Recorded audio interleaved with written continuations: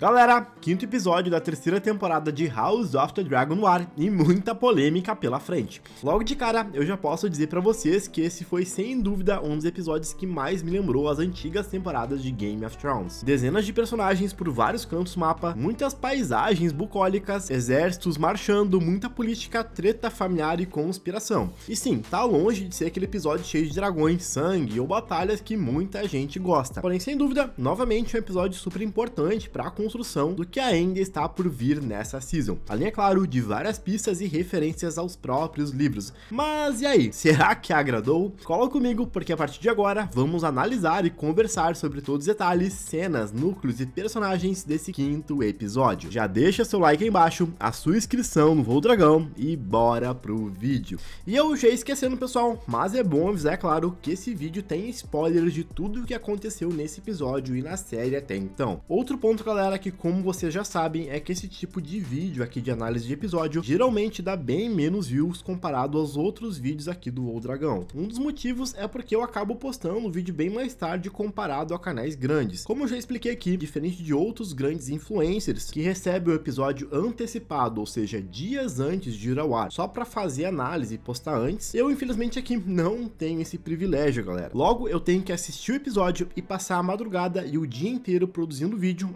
analisando as cenas e editando para postar o quanto antes para vocês. Por isso, mais do que nunca, pro vídeo não morrer, pessoal, eu conto demais com a sua opinião aí embaixo, beleza? Diz aí tudo que tu achou do episódio, o que curtiu e que não gostou, quais as suas dúvidas, até as suas críticas aqui pro vídeo e também os elogios se você quiser. Isso é muito importante aqui para mim, beleza? Combinado? Então, bora falar desse episódio. Vamos começar então falando do Aemon Targaryen, porque finalmente, pessoal, ele apareceu depois de 2 episódios sumido. E para mim, esse foi um dos núcleos mais interessantes até aqui. Primeiro porque simplesmente ninguém sabe onde a velhota da Vhagar está, o que acaba fugindo bastante dos livros. E eu acredito aqui que é uma baita mudança positiva. A Rhaenyra, pessoal, inclusive, mais tarde tá bem doida para encontrar ela. Afinal, se ela achar a Vhagar, acha o Aemon, que nesse momento é a sua maior ameaça à sua coroa. O ponto é que esse desaparecimento tá longe de ser uma coincidência. É comentado aí que a Vhagar apareceu queimando algumas regiões e até foi vista por aliado dos negros, enquanto o próprio Aemon tá lá confinado em Harrenhal, o que não faz o menor sentido. Será então que ela simplesmente saiu voando sozinha, ou existe aí influência sobrenatural acontecendo? E aqui pra mim, pessoal, entra o dedo da Alice Rivers. Como a gente bem viu, a Rhaenyra ofereceu uma baita recompensa pela cabeça do Príncipe Caolho, e agora não param de aparecer mercenários tentando achar ele lá em Harrenhal. Mercenários esses que a Alice sempre acaba expulsando. Pensem então, pessoal, no tamanho da Vhagar. Ela é basicamente tão grande quanto o próprio castelo. Logo, deixar ela ali claramente entregaria onde o Aemon está. Então, fica bem claro pra mim, pessoal, que fazer ela sair por aí é uma tática da própria bruxa de despistar a Rhaenyra e qualquer outra pessoa que esteja atrás dele. E o que mais eu fiquei me perguntando aqui é como e por que a Alice está fazendo isso. Bem, como vimos na temporada passada, a Alice Rivers, ao que parece, realmente está do lado dos negros. Ela guiou o Daemon aí naquela jornada espiritual e mostrou pra ele que a linhagem da Rhaenyra é a que deve prosperar porque é o futuro da casa Targaryen. E ele seria uma peça dentro desse esquema.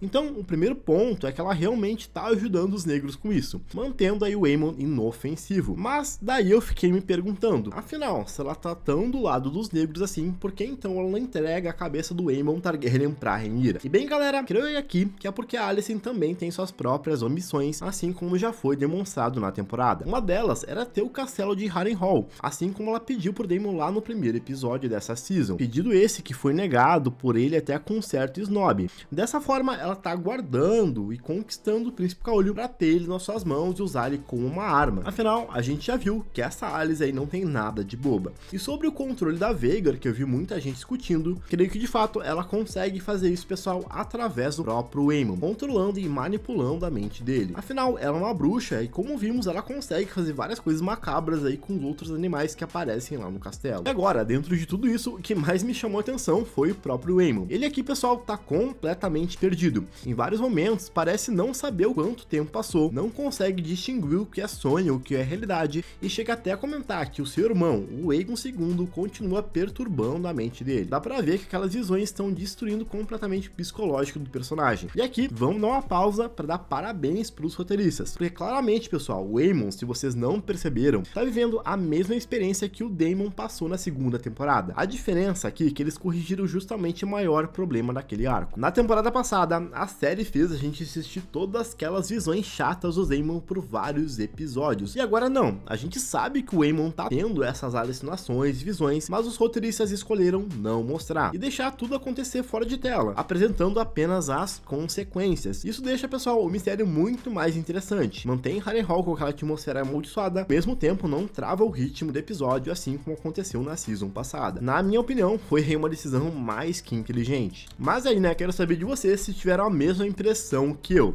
Vocês aí também acham que a Alicent realmente tá conduzindo o Aemon com segundas intenções, ou de fato tá fazendo isso para ajudar a Rhaenyra e os negros? Bem, me digam aí nos comentários. E já que a gente falou do Aemon, galera, sendo completamente consumido por Harrenhal, vamos olhar pro outro lado da moeda, porque o Aegon também tá vivendo uma crise existencial gigantesca aqui. Inclusive, eu gostei muito desse paralelo que o episódio fez entre os dois irmãos. Lá em Harrenhal, o Aemon comenta que passou a vida inteira sendo atormentado pelo Aegon. Ao mesmo tempo, admite que sempre enxergou o irmão como alguém melhor do que ele venerava. Isso, galera, justamente pela atenção que o Aegon tinha da sua família por ser o primogênito, porque todo mundo sabia ali que ele era quem tiraria o trono da Rhaenyra Targaryen, mesmo não tendo nenhuma capacidade para ser rei. Por outro lado, o Aegon tem uma visão completamente diferente. Ele admite que nunca conseguiu ser um bom rei, porque na cabeça dele, o Aemon sempre foi melhor em tudo. Ele era o preferido do Criston Cole, aprendia mais rápido, brilhava nos torneios e até falava alto valeriano com perfeição, coisa que o Aegon nunca conseguiu fazer bem. E aqui pra mim entra uma das melhores cenas desse episódio, porque, meu Deus do céu, o Larys simplesmente deu uma surra moral no Aegon. Sem levantar voz ou fazer discurso, ele joga na cara do rei exatamente tudo aquilo que o Aegon precisava ouvir. A verdade é que desde que os dois fugiram lá de Porto Real, o Aegon só reclama, sendo um cara extremamente chato. E aí o Larys joga que ele recebeu absolutamente tudo de mão de beijada e sempre teve tudo o que quis na vida, inclusive o próprio trono de ferro. No entanto, que passou o reinado inteiro reclamando e foi um rei medíocre, e ainda pior, um homem desprezível. É uma cena bem pesada que deixa o Aegon completamente sem palavras, porque no fundo, pessoal, ele sabe que tudo aquilo é verdade. Nesse ponto, galera, eu preciso confessar pra vocês que de fato o arco do Aegon aqui, e até mesmo do Larys, está muito superior aos livros. Eu sei sim, pessoal, que aqui tem muita gente que é purista em relação aos livros, que é tudo exatamente como na obra original. E sim, House of the Dragon fez várias mudanças péssimas em relação ao Fogo e Sangue, mas eu tenho que dizer que aqui os roteiristas realmente acertaram aprofundando esse personagem. Eles realmente acabaram encontrando um caminho muito interessante. Toda essa obsessão dele em querer matar o próprio irmão realmente parece que tá funcionando muito bem, e é algo que eu não esperava. Inclusive, eu dei uma risada quando ele solta que quer ir lá pra Vila Velha, porque caraca, né, galera, qualquer pessoa que entenda minimamente sobre a geografia de Westeros sabe que Vila Velha, que é a sede da Casa Hightower, fica literalmente do outro lado do continente. É quase como você sair de Natal e querer ir lá pra Machu Picchu, ou sair de Porto Alegre pra ir pra Fortaleza. É uma distância absurda se você tá usando principalmente uma carroça. Nessa conversa aí, o Aegon até muda de ideia, falando que quer ir pra Harrenhal buscar o Aemon pra matar ele, e o próprio Larys comenta que já é muito longe, sendo que Harrenhal é um castelo muito mais próximo aí do que Vila Velha. Fica aí, segundo o Larys, em torno de 100 léguas, o que seria aí algo como 500 quilômetros mais ou menos. Resumindo, o Aegon tá completamente perdido e não tem nenhum plano ali. Aqui, pessoal, ele é só mais um homem completamente consumido pela raiva, tentando encontrar qualquer jeito de chegar até o irmão pra se vingar dele. E logo mais vem outra surpresa do episódio, o retorno do Tyrion Lannister, que todo mundo jurava que tava morto, inclusive eu. Aqui, pessoal, é bom salientar que a gente tem uma mudança bem grande sobre esse personagem em relação aos livros. Lá na obra original, quando a Rhaenyra toma a capital, o Tyrion acaba sendo capturado dentro da própria Fortaleza Vermelha, acaba indo pras masmorras e sofre até uma sequência de torturas pelo próprio Daemon Targaryen. Já que na série, ao que parece, né, ele vai ficar ao lado dessa fuga com Larys e o Aegon. E sinceramente, eu acabo achando essa versão bem mais interessante do que imaginava. E a cena final dos dois aí nesse episódio é excelente. Rola que enquanto o Aegon tá meio desatento, aquele homem que parece que é o manda-chuva ali do castelo percebe que tem algo escondido na bolsa do Aegon. Simplesmente a coroa do Aegon Conquistador, que é a coroa que o próprio Aegon II usava. Só que antes mesmo do sujeito conseguir agir de forma rápida, o Aegon simplesmente saca uma adaga e crava no pescoço do homem ali mesmo. Até porque, galera, se ele demorasse mais 2 segundos, provavelmente a notícia de que o rei Aegon estava vivo ali em Pouso das Gralhas já teria se espalhado por Westeros. Agora, pessoal, vamos falar da Alicent e da Helaena, porque finalmente aquela suspeita do episódio passado foi confirmada. A Helaena de fato está grávida. Logo no começo do episódio, o Master Rhael consegue entrar escondido para conversar e leva aquele famoso chá da lua. E se vocês não sabem, pessoal, é uma poção usada em Westeros para interromper a gravidez. Inclusive, é exatamente o mesmo chá que a Rhaenyra toma lá na primeira temporada, depois daquela noite com Daemon. Só que a Helaena, pessoal, aqui simplesmente recusa. E o que mais me chamou a atenção aqui, pessoal, foi justamente isso. Como a Helaena tá diferente. Ela deixou de ser aquela personagem completamente passiva no mundo da lua, sempre perdida no próprio mundinho, e finalmente começou a se impor. Ela enfrenta a própria Alicent, protegendo seu filho, deixando bem claro que ninguém vai tomar aquela decisão por ela. Aliás, a Alicent aqui passou o episódio inteiro tentando manipular todo mundo. Primeiro, começando pela pobre coitada da Helaena, a sua própria filha, tentando convencer ela a abortar o seu feto. Logo depois, ela inventa que elas precisam fugir, mas que a pequena Jaehaera vai ter que ficar para trás, porque depois elas voltariam para buscá-la, algo assim. E a própria Helaena aqui, pessoal, olha pra mãe e praticamente desmonta toda a mentira ali na hora. E fala que a Alicent sempre desvia o olhar quando tá mentindo. Eu achei essa cena aqui muito boa, porque mostra que a Helaena tá muito mais consciente do que tudo que tá acontecendo ao redor dela. E outra pessoa que roubou a cena aqui completamente foi a Mysaria. Finalmente, porque ela tava muito parada pra uma mestre dos sussurros. Pra mim, galera, foi justamente esse tipo de diálogo com a Alicent que ela teve que tava faltando pra personagem. Uma conversa cheia de tensão política, manipulação e jogo psicológico, bem naquele estilo clássico de Game of Thrones. A Alicent tenta mentir, mudar a estratégia e chama a Mysaria até de cadelinha da Rhaenyra, mas não adianta. Ela é macaco velho nesse jogo, enxerga todas as intenções dela antes que elas aconteçam. Mais tarde, a Alicent tenta chantagear uma serva da fortaleza com seu colar para tentar escapar, e é pega justamente pela Mysaria, que nem dá oportunidade para as duas escaparem. Depois vem aquela tentativa de fuga, que eu gostei bastante, embora aquela passagem secreta tenha parecido um pouco forçada. Do nada ali parece que existe uma porta escondida praticamente do lado da cama da Helaena que ninguém tinha encontrado antes. Então eu achei uma conveniência de roteiro bem exagerada. E agora eu quero dar um aviso de spoiler bem rápido aqui sobre uma fala da Alicent, beleza? Se vocês não quiserem saber absolutamente nada, podem pular esses segundos, porque tem uma conversa, pessoal, sobre a lua e a janela ali que não foi por acaso. Quando a Helaena disse que queria sair dali para ver a lua, a Alicent responde que ela precisa se contentar com a janela. E aquilo, pessoal, para mim foi um baita foreshadowing praticamente explícito do destino dela. Acontece, pessoal, que nos livros a Helaena acaba morrendo justamente se jogando das janelas da Fortaleza Vermelha. Para mim aí foi uma pista bem grande do futuro da personagem que muito provavelmente a gente vai ver em breve em House of the Dragon. Enquanto isso, pessoal, a campanha do Criston Cole continua avançando pelas terras fluviais. E eu confesso que esse núcleo aqui acabou me surpreendendo positivamente. A série fez algumas mudanças bem grandes em relação aos livros, e dessa vez realmente eu acho que elas acabaram funcionando melhor. Aqui, pessoal, o Cole continua marchando com o Exército Verde enquanto sofre pequenas emboscadas no caminho. Eles encontram aqueles straps espalhados pela estrada, perdem cavalos e chegam até a ponte. E lá descobrem que os negros já passaram por ali e destruíram toda a travessia, deixando apenas uma bandeira negra como provação. Isso muda bastante a dinâmica dessa campanha. Nos livros, pessoal, o Criston Cole passa por uma situação parecida, sendo constantemente pressionado pelos exércitos das terras fluviais e pelos lobos do inverno. Ou seja, na obra original, quem acaba sempre sofrendo com os negros é no fato o Criston Cole. E aqui meio que parece que a série meio que tentou inverter isso. E sendo bem sincero com vocês, lá em Fogo e Sangue, na obra original, esse núcleo do Criston Cole, o Aemon, sempre me incomodou bastante. Acontece que depois da queda da capital, o Aemon praticamente abandona o Criston Cole e sai queimando as terras fluviais com a Vhagar. E pessoal, eu sempre achei estranho, lá nos livros, ele deixar justamente o principal comandante do seu exército completamente sozinho. E aqui na série acaba fazendo bem mais sentido. Uma Vhagar desapareceu, o Cole realmente fica isolado, sem apoio da maior arma dos verdes, precisando resolver tudo apenas com os próprios soldados. Agora, ao mesmo tempo que eu gostei dessa mudança, eu também acho, pessoal, que o Cole já tá começando a fazer a hora extra na série faz tempo. Parece aqui que os roteiristas não têm mais o que escrever sobre os personagens e já entregaram praticamente tudo que tinham pra entregar. Aquele Criston Cole impulsivo, explosivo e praticamente o grande vilão dos verdes nas duas primeiras seasons simplesmente ficou pra trás. A gente sabe que depois da batalha de Pousas Gralhas ele virou outro personagem quando finalmente entendeu que cavaleiros, armaduras e toda aquela honra militar não significam absolutamente nada quando existem dragões queimando tudo do céu. E tudo ficou bem nítido com aquela conversa com Gawain. Enquanto o irmão da Alicent, pessoal, ainda sonha em voltar pra Vila Velha e servir sua própria casa, o Cole parece ter aceitado que não vai sair vivo dessa guerra. A única preocupação dele agora é morrer como um cavaleiro digno e deixar um legado. E aqui, pessoal, os roteiristas novamente fizeram mais um foreshadowing interessante. Quem leu Fogo e Sangue sabe exatamente o destino que o Criston Cole vai ter. Então ver ele falando o episódio inteiro sobre uma morte gloriosa, honra e canções em seu nome, acaba sendo até irônico. Aliás, né, a série tá gostando de fazer bastante isso. Semana passada aconteceu com o Wolf e agora aconteceu novamente com a Helena e com o Cole. Só que apesar de tudo isso funcionar, eu realmente acho que esse arco, pessoal, já chegou na hora de seu fim. Comentem embaixo se vocês não acham também que já passou da hora do Criston Cole dar tchau. Agora, galera, falando da Rhaenyra, do Daemon e também do Ormond e do Daeron, eu acho que aqui foi justamente que o episódio deu uma estacionada. E bem, eu não quero dizer que eu vejo problema em episódios assim existir. Aliás, isso é uma coisa que me lembrou muito Game of Thrones. A série original sempre teve episódios mais políticos que serviam para posicionar as peças antes de grandes batalhas. Isso faz parte da construção de qualquer história. Mas o pronto, galera, realmente é outro. Naquela época, a gente tinha temporada de 10 episódios. Aqui, como vocês bem sabem, são apenas 8. Então, quando o episódio anterior já tinha sido mais focado em preparação e esse segue praticamente o mesmo ritmo, eu começo a sentir que alguns núcleos estão demorando demais para sair do lugar. E bem, mesmo assim, existem momentos interessantes. Eu gostei bastante da moeda do Daeron, por exemplo. É uma forma inteligente de mostrar que essa guerra também está sendo travada na propaganda. Punhar uma moeda com o rosto dele é praticamente anunciar para Westeros um novo rei. O próprio Ormond continua sendo um personagem interessante. Dá pra ver de novo que ele tem todo aquele desprezo pelos Targaryen, pelos dragões. Mas aí tem outro problema. É praticamente a terceira vez seguida que a série reforça exatamente essa mesma característica do personagem. E a sensação que eu tive com a Rhaenyra também acaba sendo bem parecida. Ela continua discutindo com Daemon sobre estratégia, liderança, quem deve agir primeiro. Surgem problemas novos em Porto Real. Os assassinatos dos Mantos Dourados, que pra mim me lembraram bastante o arco dos Filhos da Arpia lá de Game of Thrones. Mas no fim das contas, eu senti que esses personagens avançaram muito pouco desde o episódio 3. E eu acho, pessoal, que esse é o principal desafio dessa season. Não é que tudo precisa avançar sempre em todo episódio, muito pelo contrário. Vão ter personagens que vão ficar em banho-maria por um episódio ou outro. Só que enquanto alguns vão segurar o ritmo, outros vão precisar compensar e entregar grandes acontecimentos. E dessa vez eu senti que praticamente todo mundo caminhou com o mesmo passo. Mas enfim, galera, temos mais 13 episódios pela frente da terceira e penúltima temporada de House of the Dragon. Me digam aí agora o que vocês acharam de tudo isso e quais são as expectativas de vocês para essa reta final da temporada da série. Por hoje é isso, pessoal. Deixe seu like aí embaixo, seu comentário, a sua inscrição e eu vejo vocês nos próximos vídeos. Muito obrigado, valeu e fui!